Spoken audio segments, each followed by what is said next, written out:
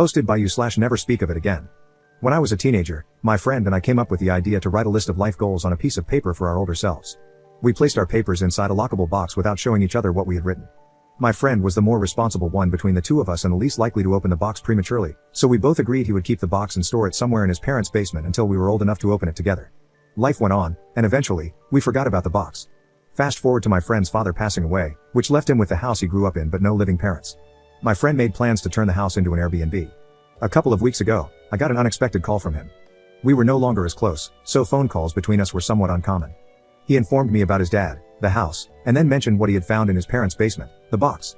I encouraged him to open it then and there and read what we had written while we were on the phone, but he suggested making it more meaningful by meeting up and reading it in person. Cut to the two of us becoming the four of us at the meeting because our girlfriends had also become invested and involved. So there we all were, at my friend's parents' house, enjoying good food and good company. When the time came to open the box, everyone expressed their excitement. My friend and I had totally forgotten what we'd written, so all of us were going in blind. A toolbox was required to open the box because the key for the padlock was nowhere to be found. My friend gave me his list, and I gave him mine. Our girlfriends insisted on it. I was the first to read. My friend had the following things on his list. 1. Fix my teeth. 2. Make money. 3. Learn other languages. 4. Travel. 5. Learn to cook. 6. Eat healthy. 7. Lose my virginity. 8. Study. 9. Teach. 10. Continue skateboarding until I die. My friend's list was fun for everyone. However, he seemed hesitant to read my list. As soon as he said it might be better if I read my list in private, all of us, including me, egged him on to just read the damn thing. My friend reluctantly read the following out loud. 1. Tell Josh I want to be his bottom.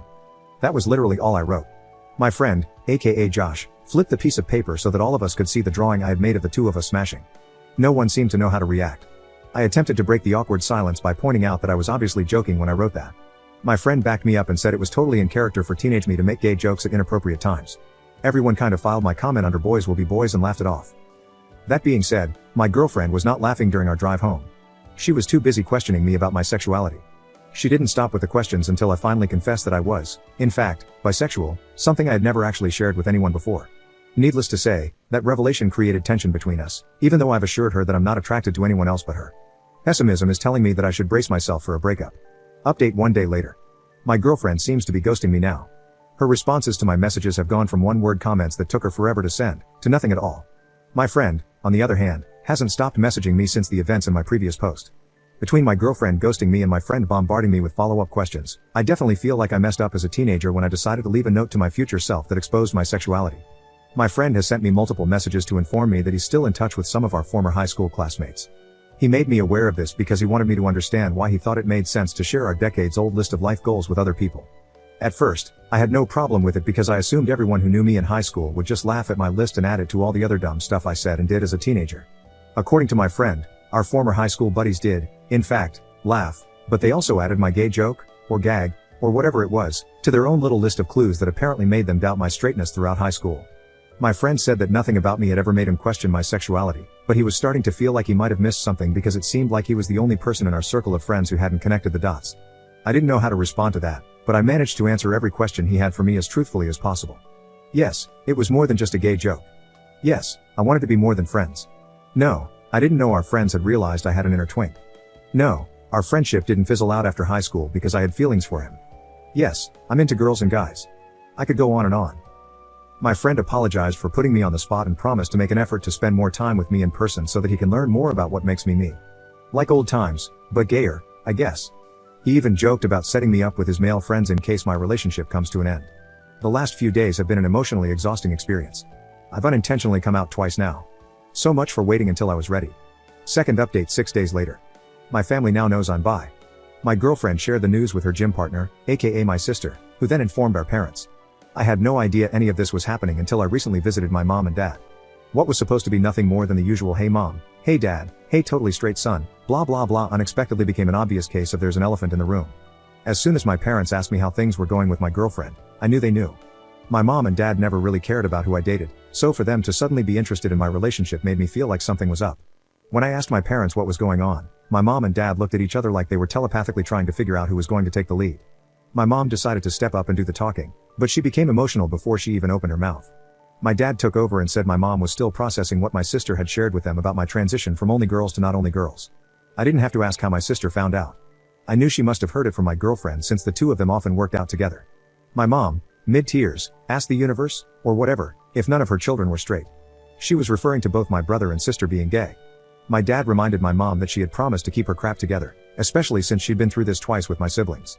My mom reminded my dad that she had to keep her crap together throughout their marriage, since it's become clear to her where all their children get their gayness from.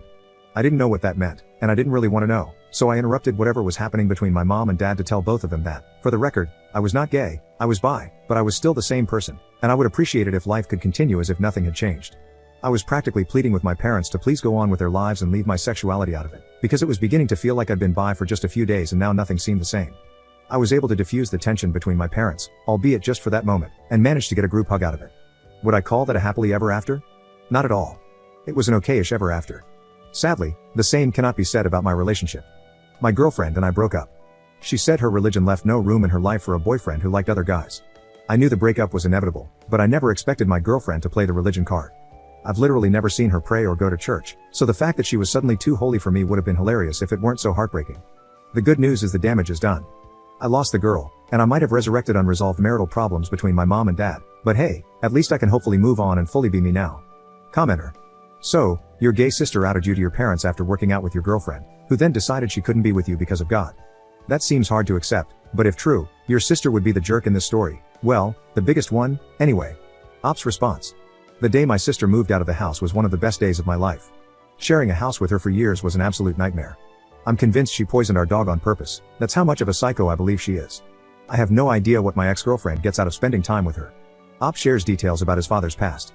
According to my brother, my dad used to sell the green stuff during his hippie days many moons ago, and apparently, the place where he sold the most just so happened to be near a popular gay club. My brother showed me a photo of my dad posing inside the gay club with a couple of his customers. My dad looked like the albino twins from The Matrix Reloaded, but less sophisticated. Anyway, what my brother was trying to say was that he thinks our mom might have a misconception about my dad secretly having a hidden intimate identity, when in reality, he was just a dealer who sold to random gay guys.